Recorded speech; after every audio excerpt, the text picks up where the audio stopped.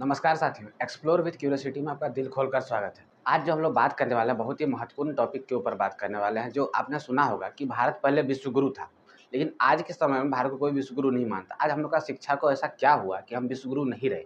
पहले के समय में पता पूरा दुनिया से लोग भारत आते थे पढ़ने के लिए, अपना एजुकेशन को मजबूत करने के लिए, अपनी शिक्षा को बढ़ाने के लिए सब भारत आया करते थे। लेकिन आज के समय में भारत के लोग ही फ़ॉरेन जा रहे हैं पढ़ने के लिए। आपको पता है ऑक्सफोर्ड यूनिवर्सिटी, अमेरिका में जो यूनिवर्सिटी सब वहाँ जाते हैं लोग पढ़ने के लिए। आपको पता है हम लोग अच्छा यदि आपको क्या करना है, यदि मेडिकल साइंस में जाना है, डॉक्टर बनना है अच्छा, तो आपको रसिया, यूक्रेन जाना पड़ता है। तो ऐसा क्या हुआ कि इंडियन शिक्षा जो पद्धति है वो खराब होते गया, भारत जो विश्वगुरु था वो धीरे-धीरे धूमिल होते गया। अब भारत आज का जो शिक्षा है वो कहीं रहा ही नहीं। ऐसा कारण क्या बना? ये पहला जिसमें सबसे बड़ा जो फैक्टर है कि विदेशी आक्रमण। भारत में पता है आपको बहुत सारे विदेशी आक्रमण में, चाहे वो विदेशी मुस्लिम हो या फिर अफ़गानों का आक्रमण हो या फिर तुर्कियों जो तुर्कीज़ लोग थे उनका आक्रमण हो। तो इन सब आक्रमणों से क्या हुआ, भारत का कल्चर बदलते गया, धीरे-धीरे शिक्षा नीति पे बहुत ज़्यादा इफ़ेक्ट पड़ते गया। जैसे आपने सुना होगा कुमारगुप्त ने नालंदा यूनिवर्सिटी का स्थापना किया। नालंदा यूनिवर्सिटी जो था, नालंदा विश्वविद्यालय दुनिया का बहुत ही प्रसिद्ध विश्वविद्यालय में से एक था। इसको चौपट कर दिया बख्तियार खिलजी ने, आके दिया नाश करके बख्तियार खिलजी। पता है नालंदा जो विश्वविद्यालय था 2 महीना लगातार जलते रहा था। सोचिए इसके अंदर कितना चीज़ सीखने को मिलता, तो भारत फिर से विश्वगुरु बन सकता था। यानी संस्कृति खराब हुआ, धूमिल हुआ, तो फिर से वापस आ सकता था वहाँ से पढ़ाई करके, लेकिन नहीं, वो सारा को क्या कर दिया गया, नाश कर दिया गया। ऐसे ही बहुत सारे यूनिवर्सिटी को इतिहास में क्या किया है, नाश कर दिया गया, जला दिया गया और हम लोग का क्या हुआ, शिक्षा जो पद्धति था उसको वहाँ से सत्यानाश कर दिया। आपको पता है कि भारत में आर्यभट्ट हुए थे, भारत में ही स्वामी विवेकानंद की धरती है, भारत ही आपका क्या है, वाल्मीकि, गुरु वशिष्ठ का धरती है, भारत कौटिल्य, चाणक्य की धरती है, जहाँ से क्या हुआ चंद्रगुप्त मौर्य जैसे राजा बने, तो उसको क्या हो गया जो अपना शिक्षा नीति धीरे-धीरे बर्बाद करते गए। देखिए सबसे बड़ा इसमें कारण बना कि भारत में कोई बड़ा राजा बचा नहीं, सब टुकड़ों में बँट गए। जब आप टुकड़ों में बँट जाते हैं तो क्या होता है कि किसी भी विदेशी को आक्रमण करने में ईज़ी हो जाता है। जैसे आप छोटा-छोटा जगह का आप राजा बन जाइएगा तो उसके पास उतना इकोनॉमी नहीं होगा पहला, उतना सैनिक पावर नहीं होगा। इस वजह से क्या हुआ धीरे-धीरे सब छोटा-छोटा टुकड़ा वाला राज्य सब क्या होने लगा, आपस में मतलब मार हो जाए, ऊपर से क्या बड़ा जो विदेशी आक्रमण हो जाए वो बहुत ईज़िली हो सकता था। जैसे कि मोहम्मद बिन कासिम ने किया, उसके बाद मोहम्मद गौरी, मोहम्मद गजनबी, बाबर, झाबर, डाबर, पता नहीं कितनों ने किया। तो इन सब ने क्या किया, पूरा नाशने का काम किया भारत का एजुकेशन पॉलिसी को। और इसमें भारत का सबसे बड़ा इसमें कमी क्या हो गया कि कुरीतियाँ कुछ-कुछ। इसमें ले जो महिलाएँ होती है भारत की उसको पढ़ने नहीं दिया जाता था, उसको आगे बढ़ने नहीं दिया, हमेशा पर्दा में रखा गया। तो ये भी बहुत बड़ा कारण बना कि भारत का एजुकेशन पॉलिसी जो था वो धीरे-धीरे खराब होते गया। और इसमें सबसे बड़ा जो कांड कर दिया, सबसे बड़ा जो मतलब क्या होता है, सोने पे सुहागा कर दिया एकदम। शिक्षा नीति जो हम लोग का था, जो विश्वगुरु कहलाते उसको चौपट करने का जो काम कर दिया, वो कर दिया मैकाले ने। मैकाले ने 1835 में क्या कर दिया, अपना एक नया शिक्षा पॉलिसी भारत में लॉन्च कर दिया और भारत के सहित बहुत सारे राज्य में जहाँ पे उपनिवेश था, इसको कॉलोनी बोलते हैं आप, ब्रिटिश कॉलोनी, वो सारे जगह पे ये लॉन्च कर दिया। इसके तहत क्या किया कि जो वेस्टर्न जो एक मतलब पढ़ाई होता है, वेस्टर्न जो कल्चर होता है, उसको अपनाने के लिए प्रसारित किया। उसको धीरे-धीरे बढ़ाने लगा। देखिए पहले के समय में भारत में कैसे पढ़ाई होता था, जैसे कोई बच्चा मान लीजिए 7 क्लास में है, तो 7 क्लास आप पढ़ रहे हो, आराम से पढ़िए, 7 का पूरा पढ़ाई आपको अच्छा से कराया जाएगा। लेकिन जैसे ही आप 8 क्लास जाइएगा, तो आपको 7 का स्टूडेंट को पढ़ाना पड़ेगा। यदि आप पढ़ाने में अच्छा है, 7 का स्टूडेंट को अच्छे से समझा पाते हैं, अच्छे से अपना बात को बता पाते हैं, तो आप अच्छे स्टूडेंट हुए, मतलब आपका परीक्षा जो होगा वही हुआ, कि आपको जूनियर क्लास को पढ़ाना है। लेकिन आज के समय में क्या मोटा-मोटा बुक पढ़िए और आने वाले हैं 100 क्वेश्चन। अब 100 क्वेश्चन सोचिए, एक 300 पेज का, 500 पेज का बुक का आकलन कर सकता है? नहीं। आपको बुक के बेस में क्या है, सिमट के रख दिया गया है कि यही 4 क्वेश्चन है, आपको ये इम्पोर्टेंट टीचर आते हैं, टिक लगा के चल जाते हैं। रिसर्च का बात आता है पीएचडी में, तो रिसर्च खुद कुछ करते ही नहीं, ना किसी का लिखा हुआ, किसी का चोरी किया हुआ, छिपा हुआ सब आके छाप के रिसर्च हो गया, आपका पीएचडी का डिग्री मिल गया। जो बीएड का डिग्री लोग खरीदने हैं, पता है झारखंड से ग्वालियर जाते हैं और 4 बार एग्जाम देना, पता नहीं क्या-क्या सेटिंग है, ग्वालियर से आपको डिग्री मिल जाएगा। ऐसा बहुत सारा लोग मिलते हैं जो बात करते हैं कि आपको डिग्री चाहिए, 1.5 लाख दीजिए बीएड का डिग्री मिलेगा। तो सोचिए आप जब प्रैक्टिकली वहाँ पढ़े ही नहीं है तो नॉलेज क्या होगा, विश्वगुरु झींगा बनिए आप, कभी नहीं बन सकते भारत विश्वगुरु। तो ऐसा-ऐसा कल्चर हो चुका है।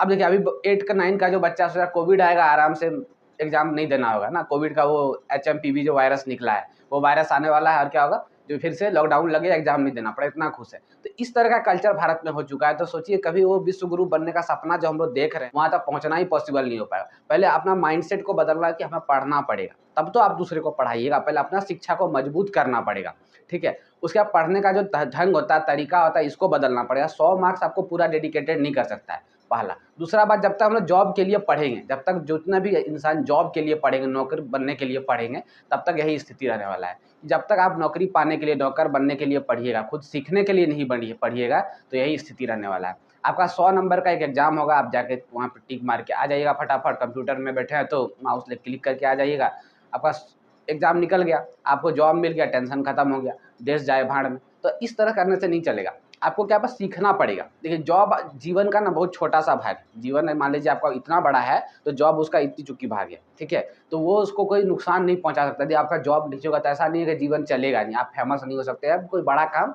नहीं कर सकते। बहुत सारे लोग हैं जो बिना सरकारी नौकरी के भी बहुत सारे बड़े-बड़े पोस्ट पे बड़ा-बड़ा काम करते हैं और देश का सेवा करते हैं। तो उस लिहाज से जब देश का माइंडसेट चलता है, देश का कल्चर चलता है, तो फिर क्या होता है कि देश डेवलपमेंट बढ़ता है, विश्व गुरु बनने के कगार पे आता है। जो हम कहानी सुनाते हैं ना, आर्यभट्ट, कौटिल्य, स्वामी विवेकानंद, रविन्द्रनाथ टैगोर, तो वो कहानी फिर सुनाने में भी अच्छा लगता है, अपना संस्कृति को बताने में भी अच्छा लगता है कि आज हम भी उसको फॉलो कर रहे हैं। बट हमारा सब चीज़ नाश हो चुका है ना, कि हम खाली विश्व गुरु का बात करते हैं कि हम विश्व गुरु बनना है, अखंड भारत बनना है, लेकिन उस पे चल नहीं रहे हैं, उस बात पे हम चलने का कोशिश भी नहीं कर रहे हैं। इस वजह से क्या हो चुका है कि धीरे-धीरे जो सपना है वो बहुत सारे लोगों का डगमगा जाता है कि हो पाएगा क्या, नहीं हो पाएगा। ये पूरा देश मिलके, पूरा जो आपका ग्रुप है, सारा यूथ मिलके यदि इस पे अमल करे इस बात को, तो क्या होता है हम लोग बहुत आगे चल सकते हैं, ठीक। और जो अंग्रेज मैकाले था उसने क्या कर दिया, झंडू बाम मैकाले जिसको आप बोलते हैं, 1835 में नया शिक्षा नीति ला दिया, जिसमें इंग्लिश को सर्वोपरि रखा गया। इंग्लिश विषय आज के देखिए भारत में सबके पास इंग्लिश सीखना पड़ेगा, सबको इंग्लिश सीखना पड़ेगा। काहे का इंग्लिश सीखना पड़ेगा? हम लोग हिंदी जानते हैं, हिंदी हम लोग का मातृभाषा, हिंदी में बात हो, लेकिन नहीं, इंग्लिश को ऑफिशियल लैंग्वेज, ये लैंग्वेज, वो लैंग्वेज, वर्ल्ड लैंग्वेज बन चुका है इंग्लिश आज के टाइम पे, तो आपको सीखना मजबूरी हो चुका है इंग्लिश। इंग्लिश से आप भाग सकते ही नहीं। तो कुछ ऐसा करना पड़ेगा जिसमें इंग्लिश ना सीखना पड़े। जैसे आप मेडिकल का यदि पढ़ाई करते हैं, उसमें यदि आपको डॉक्टर बनना है, तो उसमें आपको सारा चीज़ इंग्लिश में पढ़ना पड़ेगा। क्यों भाई इंग्लिश में पढ़ना पड़ेगा? उसको हिंदी में क्यों नहीं पढ़ सकते हैं? तो सारा जो सिलेबस उसको बदलना पड़ेगा। जितना भी इंग्लिश का जो फालतू का सिलेबस उसको हिंदी में लाना पड़ेगा। इंग्लिश विषय का जो वैल्यू है उसको घटाना पड़ेगा।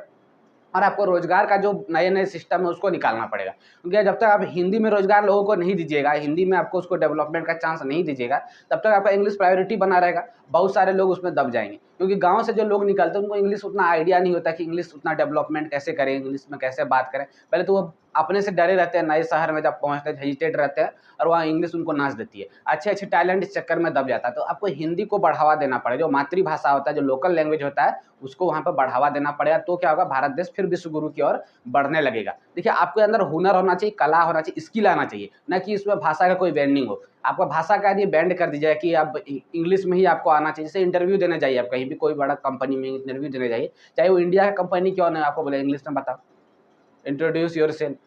ये क्वेश्चन तो मतलब क्या बोले, हर इंटरव्यू का एक ही पहला फेवरेट क्वेश्चन है, इंट्रोड्यूस योरसेल्फ।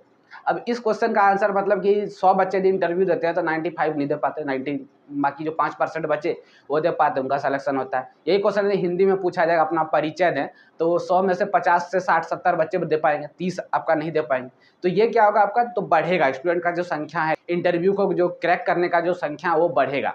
ठीक, तो मातृभाषा को आपको बढ़ाना पड़ेगा, उसको वैल्यू ज़्यादा देना पड़ेगा, इंग्लिश का वैल्यू घटाना पड़ेगा और अपने संस्कृति, अपने कल्चर को फॉलो करना पड़ेगा कि हम भारतीय हैं तो हम विश्व गुरु हैं, ये मान के चलना पड़ेगा। तो ही हम उस रास्ता पे चल पाएंगे और विश्व गुरु आगे चल के बन पाएंगे। इतिहास में जो गलती हुआ उसको दोहराना नहीं है, उन बातों को भूलना है और वहाँ से जो सीखने को मिलता है उसको सीख को आगे लेके हम लोग को चलना है कि अब ये गलतियाँ नहीं करनी है, नहीं किसी विदेशी को आने देना है, अपने संस्कृति को मान के चलना है कि ये सारा हमारा संस्कृति है, इसको हमको ही बचा के रखना, धूमिल होने नहीं देना। हम पहले भी विश्व गुरु थे, आज भी विश्व गुरु हैं, आगे भी विश्व गुरु रहेंगे।